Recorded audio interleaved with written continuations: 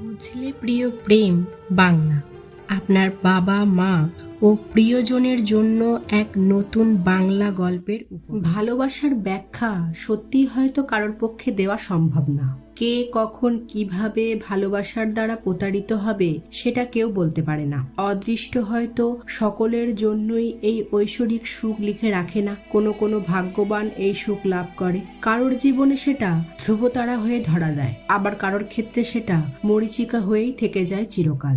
নিস্তব্ধতা যেন হসপিটালের করিডোর গিলে খাচ্ছে। উপস্থিত তিনজনেরই মুখের ভাষা হারিয়ে গেছে। আসার পর থেকে অনেক কান্নাকাটি করলেও যখন থেকে ডাক্তারের সাথে দেখা করেছে তারপর থেকে অভিক কেমন গুম মেরে গেছে। শূন্য দৃষ্টি থেকে যেন পলক ফেলতে ভুলে গেছে ওর দু চোখ। শ্রেয়া ঘটনার আকস্মিকতায় ভেঙে পড়েছিল বেশ কিছু সময়ের জন্য, কিন্তু এখন নিজেকে একটু ধাতস্থ করে উঠে দাঁড়িয়ে নিজের ব্যাগ থেকে ফোনটা বার করেও। সকলে যদি এইভাবে ভেঙে পড়ে তাহলে চলবে না। অভিকের যা অবস্থা দেখছে তাতে ওকে অন্তত সামলানোর জন্য কাউকে তো শক্ত হতেই হবে। অভিকের বাড়িতে খবর দিতে হবে, যত তাড়াতাড়ি সম্ভব যেন তৃষার বাবা মাকে নিয়ে এখানে চলে আসে, অন্তত শেষবারের মতো তৃষাকে দেখার জন্য। তৃষার এখনো জ্ঞান ফেরার কোনো আশাই দেখতে পাচ্ছে না কেউ। সেই কোন ভোরবেলা ফ্লাইট ধরে কলকাতা থেকে এসেছে ওরা, এখনো পর্যন্ত অভিক এক ফোঁটাও জল গলা দিয়ে নামায়নি। শ্রেয়া ব্যাগের ভেতর থেকে ছোট জলের বোতলটা বার করে অত্যন্ত কুণ্ঠার সাথে এসে দাঁড়ায় অভিকের সামনে। রুদ্র চোখের ইশারায় ওকে অল্প জল খাওয়ানোর জন্য অনুরোধ করে সরে যায়। এই মুহূর্তে অভিজ্ঞান যেন মানুষ নয়, কোনো একটা পাথরের মূর্তি। ওকে দেখে মনে হচ্ছে না ওর ভেতরে কোনো প্রাণ আছে বলে। অভিক, একটু জল খা। শ্রেয়া জলের বোতলটা এগিয়ে দেয় ওর দিকে। অভিজ্ঞান যেমন পাথরের মূর্তির মতন বসেছিল তেমনই বসে থাকে নিষ্পলকে। ও যেন এই পৃথিবীতেই নেই। শ্রেয়া ওর কাঁধে একটা হাত রেখে একটু নাড়িয়ে বলল, এক ঢোক জল অন্তত খা, এইভাবে শরীর খারাপ হয়ে যাবে। দেখ, এখন তো শক্ত হতেই হবে। কি করবি বল? আর কি করব আমি, তুই বলে দে। আমি যে তোদের দুজনেরই অপরাধী, আমায় দে শাস্তি। যে শাস্তি দিবি মাথা পেতে নেব। কথাগুলো বলতে বলতে গলাটা ধরে আসে শ্রেয়ার। অভিক এখনো নিশ্চুপ। কিরে বল না, কি শাস্তি দিলে তোর মনের জ্বালা মিটবে? তৃষার প্রতি করা অপরাধ লাঘব হবে আমার। তোদের দুজনের কোনো দোষ ছিল না, আমি সব জানতাম। তবুও নিজের স্বার্থে আজ এত বড় সর্বনাশ করে ফেলেছি। বিশ্বাস কর, আমি জানতাম না এত বড় একটা ক্ষতি হয়ে যাবে। এই রকম ভাবে কেউ পরিণতি পেতে পারে আমি স্বপ্নেও কল্পনা করিনি। আমি জানি এই সমস্ত কথা বলে আমার অপরাধ এক বিন্দুও লাঘব হবে না। তবুও আজকে আমি যে নিজের কাছে নিজেই কত বড় অপরাধ আমি কাউকে বলে বোঝাতে পারবো না। নিজের কাছে নিজে কতটা নিকৃষ্ট ঘৃণ্য হয়ে গেছি তোকে কি করে বোঝাই। আমার হাতে যদি ক্ষমতা থাকতো নিজেকে শাস্তি দেওয়া, তাহলে এতক্ষণ এখানে বসে থাকতাম না। আমি তৃষার জ্ঞান ফেরার অপেক্ষা করছি। ও আমায় নিজের মুখে যে শাস্তি ঠিক করবে আমি সেই শাস্তি মাথা পেতে নেব, আমার অপরাধের প্রায়শ্চিত্ত করার জন্য। আমি যে সব থেকে বড় ওর অপরাধী, তোদের সন্তানের অপরাধী। শ্রেয়া কাঁদতে কাঁদতে অভিকের পায়ের কাছে বসে পড়ে। আমি জানি আমার অধিকার নেই, তবুও দয়া করে অন্তত তৃষার জন্য জলটুকু খা। জ্ঞান ফিরে আসলে তোকে এই অবস্থায় দেখলে কখনোই ভালো লাগবে না ওর। অভিক শূন্য দৃষ্টি থেকে চোখ ফিরিয়ে শ্রেয়ার দিকে বোকার মতো তাকায়। আমার থেকে বড় অপরাধী তো তুই না শ্রেয়া, বলতে পারিস আমার অপরাধের শাস্তি কি করে পাবো? কে দেবে আমাকে আমার পাপের শাস্তি? কি করলে আমি প্রায়শ্চিত্ত করতে পারবো? কি উপায় আছে যে উপায়ে ওকে ফিরিয়ে আনা যায়? আমার মতন অপদার্থ নিষ্ঠুর বিবেকহীন দানবের কি বেঁচে থাকার কোনো অধিকার আছে? বল না, আমার কি মরে যাওয়া উচিত না? অভিক, শ্রেয়া সজ্জল চোখে ওর দিকে তাকায়। আমি যে তোদের দুজনের সাথেই খেলেছি, আমি যে মরে গিয়েও এই পাপের প্রায়শ্চিত্ত করতে পারবো না। তৃষার আজ আমার জন্য এই অবস্থা, এটা শোনার আগে আমার মৃত্যু হলো না কেন? বল না, কেন আমি মরে গেলাম না? অভিক।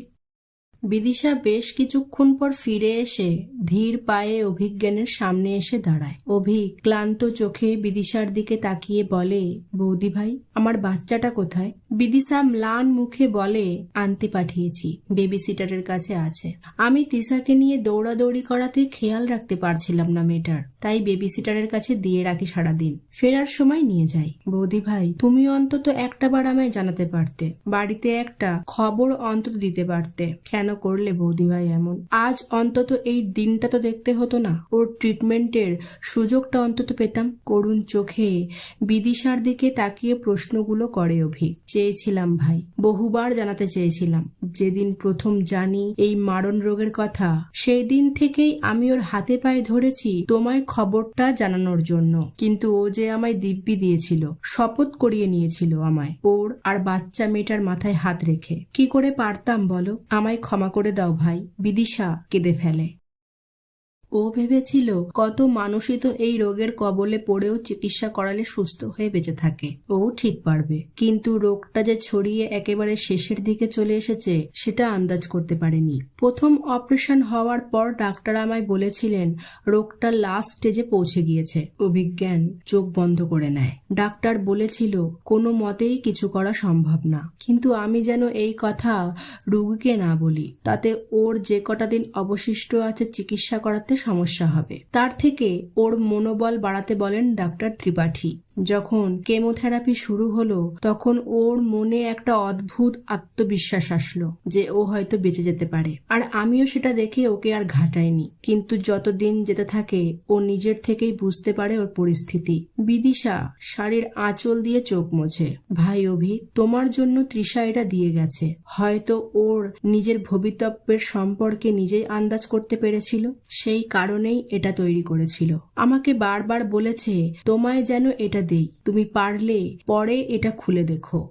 অভিজ্ঞান দেখে বিদিশা ব্যাগ থেকে একটা পেন ড্রাইভ বার করে সেটা এগিয়ে দেয় ওর দিকে। অভিক অবাক হয়ে সেটা হাতে নিয়ে জিজ্ঞাসু দৃষ্টিতে তাকিয়ে থাকে বিদিশার দিকে। বিদিশা ছলছল চোখে বলে, তোমাকে চিঠি পাঠানোর পরই এটা করেছিল। হয়তো আগের থেকেই কিছুটা আন্দাজ করেছিল নিজের পরিস্থিতি, বুঝতে পেরেই সরাসরি বলতে না পারা কথাগুলো এখানে বলে গেছে। ভেবেছিল হয়তো কোনোদিনই আর বলতে পারবে না, সেই কারণেই এটা তৈরি করে আমায় দিয়ে গিয়েছে, যাতে তোমায় আমি এটা দেই। তুমি একটু শোনো ভাই ওর কথাগুলো। অভিজ্ঞান দ্রুত হাতে পেন ড্রাইভটা নিয়ে এদিক ওদিক কিছু একটা খুঁজতে থাকে। আসার সময় শুধুমাত্র নিজের অফিসের ব্যাগটা নিয়ে এসেছিল, যেটাতে ওর ল্যাপটপ থাকে। ভেবেছিল তৃষার সাথে সমস্ত মান অভিমান ঝগড়াঝাটি মিটে গেলে বেশ কয়েকটি দিন দেরাদুনে কাটিয়ে তারপর ওদেরকে নিয়ে কলকাতায় ফিরবে। বিয়ের পর কোনো দিনই তো একসাথে সময় কাটায়নি একান্তে ওরা, এবার সেটা করবে। এখানে এসে তৃষার ওপর রাগ থাকলেও ওকে মনের কথা অবশ্যই জানাবে। তৃষা মানতে রাজি না হলে অভিমানে মুখ ঘুরিয়ে রাখলেও আগের মতোই জোর করে ওকে আপন করে নেবে। কিন্তু এখানে এসে যে এত বড় ভয়ানক এক বিভৎসিতার শিকার হতে হবে সেটা দুঃস্বপ্নেও কল্পনা করেনি অভিক। পরিস্থিতির জটিলতায় নিজের ব্যাগ কোথায় ফেলেছিল সেটা খেয়ালই করতে পারে না, কিছুতেই খুঁজে পায় না। ব্যস্ত সন্ত্রস্ত অভিজ্ঞান। শ্রেয়া ওকে আশ্বস্ত করে নিজের দায়িত্বে রাখা অভিকের ব্যাগটা এগিয়ে দেয়। অভিক দ্রুত হাতে ব্যাগের চেনটা প্রায় ছিঁড়ে ফেলার মতো করে ল্যাপটপটা বার করে অন করে। তারপর পেন ড্রাইভটা যথাস্থানে লাগিয়ে দেখে একটা ছোট্ট ফোল্ডার, তাতে 3টে ভিডিও ক্লিপ। কাপা কাপা হাতে প্রথম ভিডিওটা অন করে অভিজ্ঞান। কেমন আছিস ছাগল?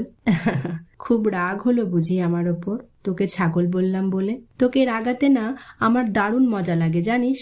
রাগলে তোর কান দুটো কেমন লাল হয়ে যেত। রাগ করিস না অভিক, বহুদিন তোকে ছাগল গরু কুকুর বলে ডাকি না, গাধা বলে তোর চুল খামচে ধরি না। খুব ইচ্ছে করছিল পুরনো দিনগুলোতে ফিরে যেতে। তুইও তো কতদিন শাকচুন্নি পেতনি সুর্পনখা বলে ডাকিস না, গাধি বলে বিনুনি টেনে ধরিস না। তোর মনে আছে অভিক, আমরা কত ঝগড়া করেছি এই সমস্ত সিলি ম্যাটার নিয়ে, কত মারপিট করেছি মনে পড়ে তোর? হয়তো তোর পড়ে না, কিন্তু আমায় যে কুড়ে কুড়ে খায় স্মৃতিগুলো। যে পাপের শাস্তি নিজে থেকে মাথা পেতে গ্রহণ করে নিয়ে বাড়ি ছেড়েছিলাম, সেই পাপের শাস্তি আমি খুব পেয়েছি রে। ঠিকই বলতি তুই, স্মৃতিশক্তিটা বড্ড বেশি প্রখর আমার। শত চেষ্টা করেও কিছুতেই ভুলতে পারি না কোনো কিছু। আমার মাথার প্রতিটা রন্ধে রন্ধে, প্রতিটা কোষে কোষে যেন গেঁথে আছিস তুই। তোর সাথে কাটানো সেই ছোটবেলার দিনগুলো উই পোকার মতন দিন রাত কুড়ে কুড়ে খাচ্ছে আমার মাথাটাকে। তোর থেকে দূরে চলে আসার পর থেকে এটা যেন বেশি করে হয়েছে। আজকাল খুব দেখতে ইচ্ছা করে তোকে, খুব ইচ্ছা করে তোর সাথে সেই ছেলেবেলায় ফিরে যেতে, যেখানে দুজনের মধ্যে ছিল না কোনো লুকোচুরি, কোনো আড়াল, কোনো রাগ, কোনো অভিমান, কোনো প্রতারণা। নিষ্পাপ নিষ্কলুষ দুটো মন, শুধুমাত্র পবিত্র বন্ধুত্বের গণ্ডিতে বাঁধা ছিল তাদের জীবন। অভিকের শুকনো চোখের কোণ বেয়ে আবার নোনা জল গড়িয়ে পড়ে। আমরা খুব তাড়াতাড়ি বড় হয়ে গেলাম, বল অভিক, কেন বড় হলাম রে এত তাড়াতাড়ি? সারা জীবন যদি সেই ছোট্ট তৃষা আর ছোট্ট অভিক থাকতাম তাহলে কি ক্ষতি হতো? বড় হওয়ার সাথে সাথে সহজ সরল নিপাট নিখাত মনগুলো, সম্পর্কগুলো কেমন জটিলতার বেড়াজালে আটকে পড়ে, তাই না বল? যে জাল ছিঁড়ে বেরোনোর কোনো ক্ষমতা চাইলেও আর থাকে না, যে জালের ভিতর একবার আটকা পড়ে গেলে দম বন্ধ হয়ে মৃত্যু ছাড়া আর কোনো উপায় নেই। আজ যেমন আমার কোনো উপায় নেই। খুব শাস্তি পেয়েছি রে আমার পাপের। তোকে যদি জানাতে পারতাম কিছুটা হলেও শান্তি পেতিস। কাল আমার সমস্ত ব্লাড টেস্টের আর বায়োপসি রিপোর্ট এসেছে। আমার ক্যান্সার হয়েছে। ডাক্তার বলল স্টেজ 4। বিশ্বাস কর, শোনার পর কষ্ট থেকে বেশি খুশি হয়েছিলাম আমি। ভগবান কাউকে তার প্রাপ্য শাস্তি থেকে বঞ্চিত করে না। একটা জিনিসের জন্য খুব মনটা খচখচ করছে। আমি নিজের জন্য ভাবি না, তবে একটা দায়িত্ব আছে আমার, বুঝলি? সেটার প্রতি কি অন্যায় করলাম? এই যে আমার যেচে আনা রোগ, শুধু চিন্তা সেই দায়িত্বটা নিয়ে। আমি জানি এইসব কথা হয়তো কোনো দিন তোকে সরাসরি বলা হয়ে উঠবে না, তবে বিশ্বাস কর, বুকের মধ্যে আটকে রাখতে পারছিলাম না। ছোট থেকে আমার সব আজে বাজে অর্থহীন কথাগুলো শোনার, আমার সব অত্যাচার সহ্য করার একটাই তো মানুষ ছিলিস তুই। কত কথা জমা পড়ে আছে আমার মনের ভেতর, তোর মতো কাউকে পাই না সেগুলো বলার। তোকে সরাসরি না বলতে পারায় প্রচন্ড কষ্ট হচ্ছিল, তাই এইভাবে বললাম। জানি এটা কোনোদিন তোর কান অব্দি পৌঁছবে না, তবুও নিজের কাছে একটা বোকা বোকা সান্ত্বনা যে আমি জানিয়েছি তোকে। ভালো থাকিস।